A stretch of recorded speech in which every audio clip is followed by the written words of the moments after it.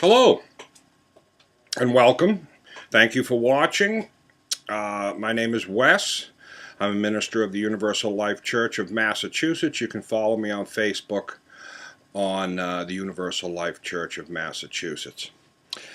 Today I'm going to answer some questions that I've had over the past year or so, making videos and talking about the occult and the Enlightenment and different religions and psychology and all these different topics. And if there are topics that you'd like me to discuss or give my opinion on, post them. Let me know.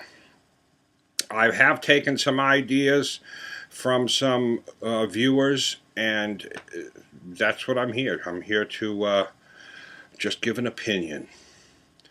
And if it resonates with you, great. If it doesn't, maybe it will later.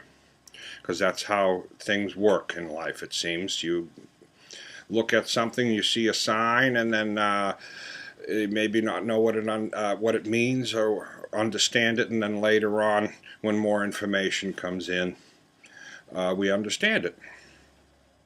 So some questions and answers, Q&A from, I'm not going to read where these questions came from because some of them are basic questions that a lot of people have asked, and some of them are questions that friends have asked.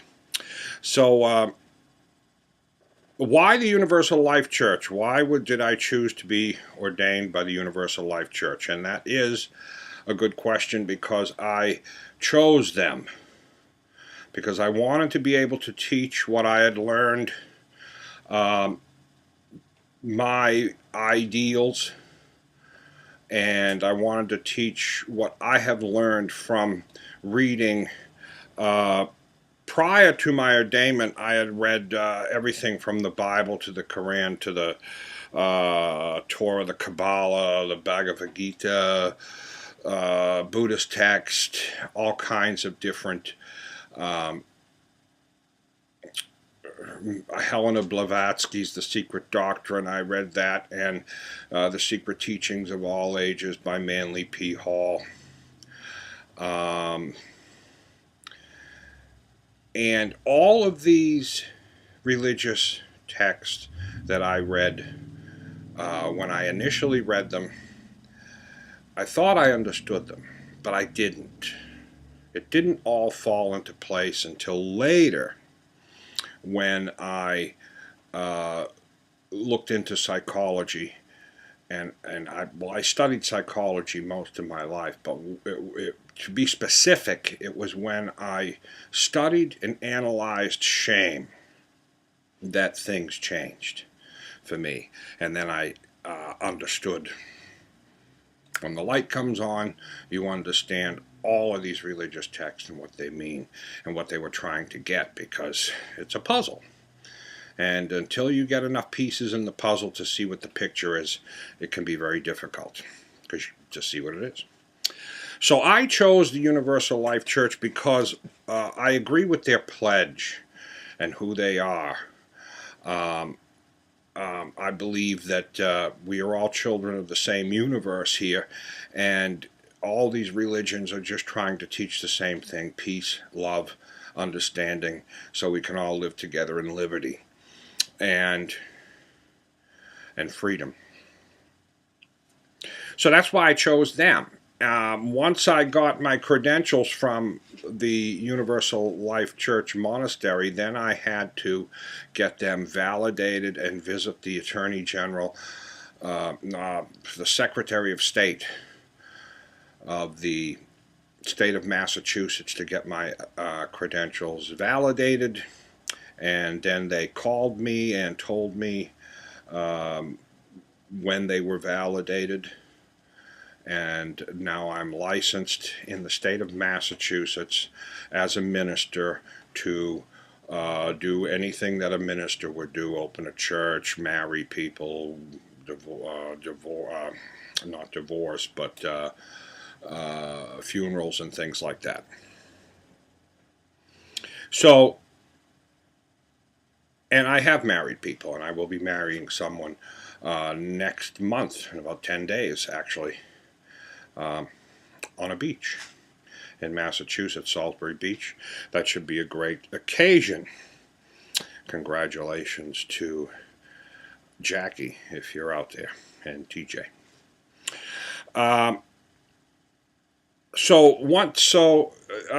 That's the how I got to where I am. But why did I do that? I did that to teach the information that I had learned from psychology and shame, because a lot of these questions, I'm not reading the questions, but I'm answering them all down the line here. I was originally born into a family that my father's side was very religious.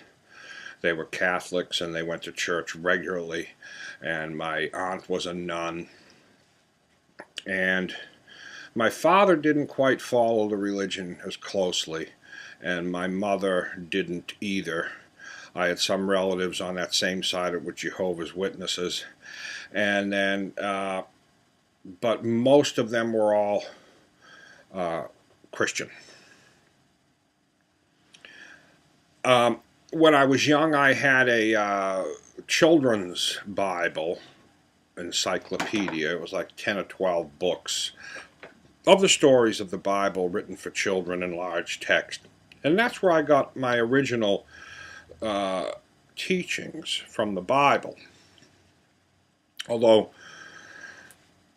I took them literally and as stories rather than having a deeper meaning. And it wasn't until later that I understood what those meanings were, and that's what I'm teaching here on this site, the deeper meanings, the hidden meanings of not only religions, but there's a lot of things out there with these hidden spiritual meanings. But I want to get more into that, but I want to answer a couple other questions. Well, what do I do for hobbies? Well, I don't have a brick and mortar church building organization where people go to right now. I may in the future, if there is a demand for it, if people want to hear the message, if the group grows. Other than just having things in my house where I talk about these things, that's all it is. And this page is to get the ideas out there, this YouTube channel, to people. And I am a printer by trade. I make custom-made lapel pins, and I'm a graphic artist and a silkscreen printer. And I'm also, I do painting. I brought a painting here to show you. I've only started painting a few years ago. But here is something I painted, it was, what is it, May of 2017. So I'm still learning, and I enjoy that. I have a lot of fun with doing that kind of stuff. And I'm a beekeeper, and I sell my honey and bees hive products around New England and online on the hipbee.com. And there's also a YouTube page, the Hip Bee, where I show you different things about how to be a beekeeper. I've been beekeeping for about 7 years, and I've learned a lot in that time, what to do, what not to do, and I've documented my successes and my failures. And it's kind of fun to watch. People view it, and there's a lot of discussion going there. Another thing I like to do is in the summer months when I'm not out, because while the bees are making honey in the summer months, in the winter months I generally sell my honey on the road at different indoor farmers markets, winter farmers markets, craft fairs, and festivals from like October until all winter, until about July. Because I don't take honey out of the hives until July and then in beginning of October. So from July till October, the bees are making honey. So I'm doing something else.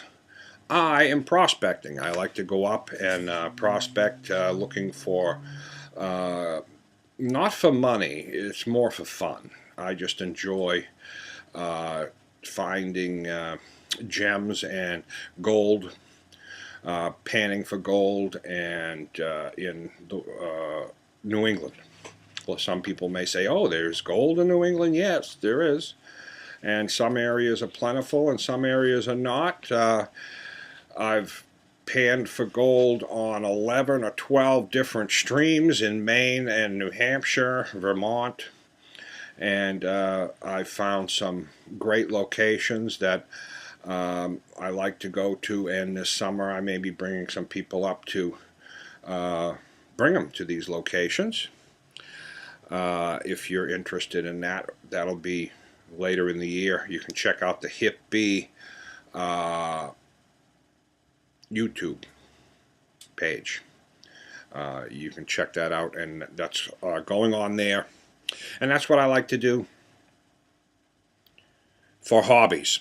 Now, the next topic is a personal topic, and that's why I'm putting it in here at the end, because religion is not something that is really important, because everything works perfectly on this earth. There's a perfect balance between the light and the dark forces, and it's all about energy and forces. And religion and politics are kind of the same, and they work in a certain way, and they're intermingled. But in politics, you know, the governments are made like a brain. They have two hemispheres, the right and the left, and the right side has the certain ideals, and the left has certain ideals, just like our brains do. And it was created that way for a reason, and it worked perfectly. It may not look like it works perfectly, because, you know, we see someone like Donald Trump, and I'm going to actually, well, maybe I'll put it on this video here instead of making a new video about Donald Trump, because the politics here reflect the people in the country. And like I said, there's a balance between these two forces of positive and negative, dark and light, whatever you want to call them, good and evil. Selfishness is evil. Selflessness is good. That's it. And that's what Jesus taught. But we see the people elected Donald Trump, who, if you look at his actions, I'm not saying he's a good or bad man. I'm just talking about his actions, what I see with my eyes and hear with my ears. I don't need anybody to tell me. I don't need any news stations or anybody else's opinion. These are my opinions from my brain, using my eyes and my ears. And I see a man who mocked a disabled man and his disability, stole money from a charity to buy a painting at overpriced, deliberately overpriced, for himself. These are actions of an evil person, someone doing very selfish things. And those are just two, but that should be enough. If you need anything more than that, then you're not being honest with yourself. There is a big disconnect. People are closing their eyes, and they're blinding themselves to reality simply because there's they want to hold fast to their party. It's almost a brainwashing is what it is. It's a cult following where it's about towing the line is more important than doing what's right and what's good and what's moral and what will create less suffering. Now, that's what it's all about. What is good, what is bad, and why is Donald Trump why are his actions morally corrupt? Well, I mentioned too, and that's what we'll talk about here, mocking a disabled man. That's what he did. And the disabled man's disability. If you don't know what I'm talking about, look it up. You can read it for yourself. You can see it with your own eyes and your own ears in context. That's a horrible action. I don't know who would do something like that and think that is acceptable to do. That's heartless. That's no empathy. When you have no empathy, you don't care about other people, even if they're disabled or children or elderly. You just don't care. And that's what Donald Trump shows, is a lack of empathy. And that's important because that is what psychopaths... I told you before that I had studied psychology most of my life, and that's what got me into everything. It led me into shame, and how shame makes people act. It controls your life. Shame. What other people think of you controls you. And you're not free until you don't care what other people think. And it's hard, because there are people you love and you respect them and you want them to care about you. But there was a time in my life where I cared. But in order to care what someone thinks, you have to value their opinion. So all these people that you don't even know, why do you care? Why do you value their opinion? So care is an important thing, and empathy. And these are things that Donald Trump lacks. So how did somebody, this is the next important question, is how did somebody of Donald Trump's character end up as president? Why didn't the American people see somebody mock a disabled person and his disability? And that should have been over, because there's nobody else. There was all other kinds of Republican and Democratic candidates that they could have voted for. But they voted for the one with the least morals, the most corrupt, the one that's going to cause them the most suffering, because that's how it works. When you embrace the dark side, you will get the dark side back. And look at all the people that he hired are going to jail and being locked up because they embraced the dark side, and now karma's coming. That's the way it works. And it works perfectly. It's in balance. That's why I don't care. I'm just an observer. I'm just watching what's going on, taking notes. Ooh, look at this. Look at that. But I'll express myself and say, hey, what that guy just did is going to cause somebody a lot of suffering. And when I see other people don't care and they have the same lack of empathy, I just observe it and say, okay, well, you're going to get yours too, because karma's coming. You can't avoid it, because it's not magic. It's nature.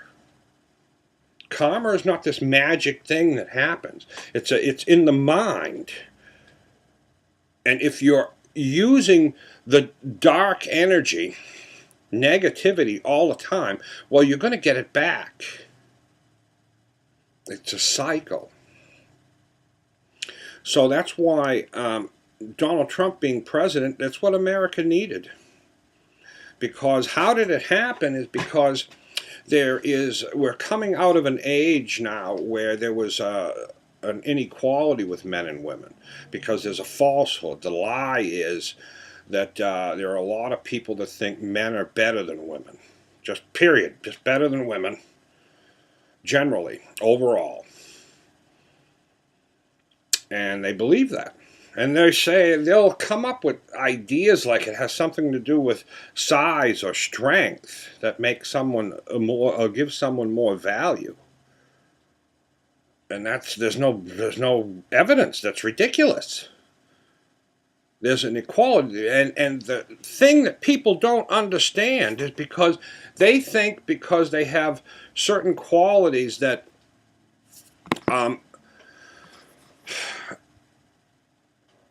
this is what I'm getting at. There's a man and woman inside of all of us. Our brains are the same. The differences between men and women are so small and so slight. And what happens in society is men are taught by our society to be over masculine. They're shamed. Shame pushes them to be something they're not. And over masculinity is what it pushes them to. And Donald Trump expresses these things because it's his shame. It's his shame he grew up with, that he wasn't worthy enough, not good enough to live up to his father's standards, and he was given his money and he had to do better, and he failed so many times and bankruptcies, and he doesn't feel good about himself. That's why you buy a picture of yourself for $60,000, because you want it to be the highest sold. And he wasn't there when he did this. In a court of law, it was determined that there was a straw person there voting or bidding on the picture of Donald Trump, of him, a picture of Donald Trump for Donald Trump. But he didn't want him to know it was him. And then he reimbursed that person for the painting out of money from a charity. His charity. It was supposed to go to help people, but instead he stole from it. I mean, suffering for the people around him will be great, because that's just the way it goes. But people learn from suffering. So America's going to benefit from Donald Trump because of his ignorance and their ignorance. Because you learn from suffering. You're going to learn from your mistakes. And this mistake was allowed to happen simply because there was a woman running. And the toxic masculine men and women. There are women out there that believe that it's inequality is really what I'm talking about. There are women out there that believe that men are better than women. They won't admit it, but then they act and talk and do everything that says they do. They believe women are less than men. So there are women and men that believe men were better, and they could not vote for Hillary Clinton. They did not. It turned their stomach to think, because it makes them reevaluate themselves. If a woman can be president, what did I do wrong? And it makes them angry. They want to condemn that person and invalidate them, make them not legitimate. Like what a lot of people did with Obama. Now, with Donald Trump, it's completely different. He's legitimate because he won the election, even though 3 million people, he didn't win the popular vote, over 3 million people. So the majority of the people didn't vote for him, but because of the system we have in place that ensures that the country doesn't move faster than doesn't evolve faster than the citizens can withstand. We have this electoral college. Because the education centers usually come from the cities, and it spreads out to the rural areas. And the country can only move as fast as its weakest link, so you don't want to leave anybody behind.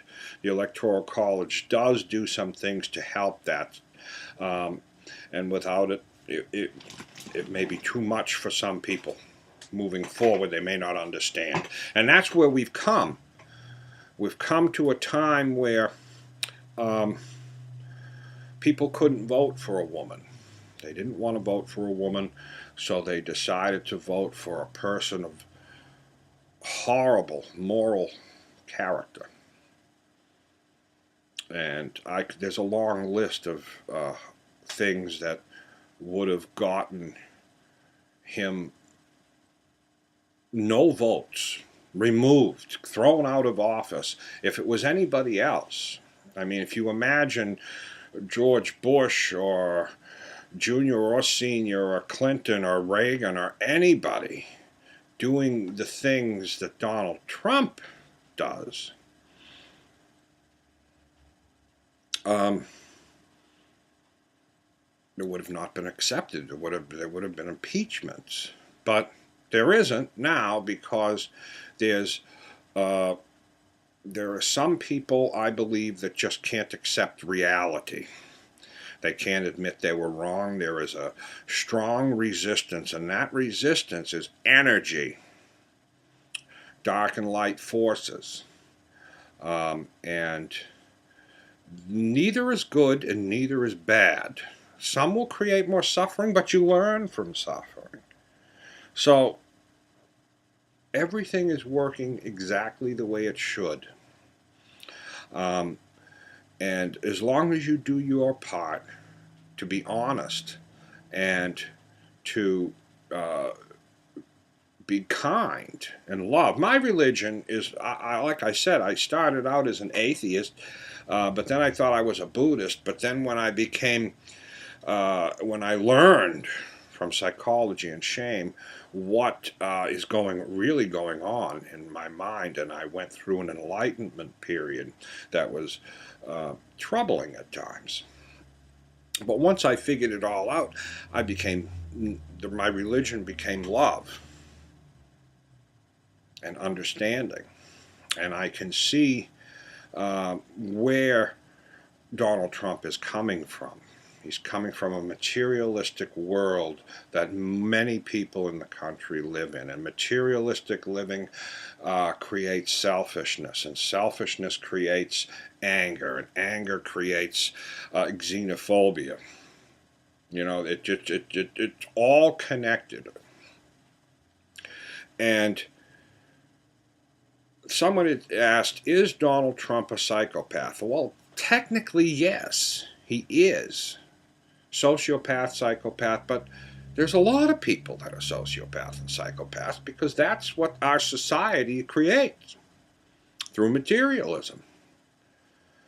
And when you're in it, you can't see it. You're completely blind to it. It isn't until you step back and take a fresh look and say,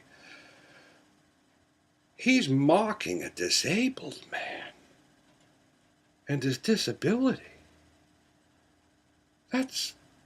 I can't support that kind of a person. Now, there are some people that do it themselves, and then that gives them, well, I do that, so I can't say that it's bad that he does it. And they just don't want to admit the truth. But it's not good. You're not a good person living in the light with love if you're mocking disabled people and their disabilities and stealing from charities to buy pictures of yourself. That's just plain and simple. And you support a person like that, you will pay the consequences, the suffering that's going to come from it, because he doesn't care about you. You were duped. And that's what it is. And those are my opinions on what's going on right now. But I want to make it clear, no politicians, in my mind, are good. Because anybody who seeks power is unfit for it. This is what Plato had said, and there's a reason for that. If you're seeking power, that's not love. If you're seeking to help others, that's love. So how many in our political system are doing it out of love, to help one another have an easier life and grow and learn, educate people. If you're doing things for that purpose, and then they're working on the light side. But if you want to become a politician because you want power over other people, well, and a lot of them, I think a lot of them just want power. They want their beliefs and ideas to become the law of the land and force other people to live the way they do. That's what most politicians are, lawmakers. Lawmakers, what they do is they take your freedom away. That's what they're doing. That's what lawmakers do. So when it comes to politics, I'm probably more of a libertarian because I wanted people to live freely on their own and learn not to impose on others. And if we can all do that, we don't need government. And government's the only entity that can take your rights away. That's what it's made for. You know, police were made by the elite to do the dirty work they didn't want to do, take people's rights away. And if people knew how to live peaceably without imposing on others, we wouldn't need them. And in the future, maybe we won't. But for now, that's about it for this video. Thank you for watching. If you are someone that supports Donald Trump and you're angry right now, which you may be because, you know, if you support Donald Trump, then there's a lot of things that you're missing. Because his actions, maybe, I'm not saying Donald Trump is a bad person. Let me get this straight, because, you know, his intentions are not bad, but his actions are.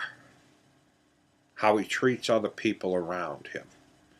And I wish him the best, and I wish that he makes a lot of soul searching and changes in his life, because it can happen. He could change overnight and then really start having empathy and caring, actually caring for people.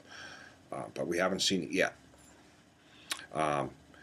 So I hope you can just take the criticism the way it is meant to be, as constructive, to help us see the truth in life, because that's what my religion is: truth and love, and that's it.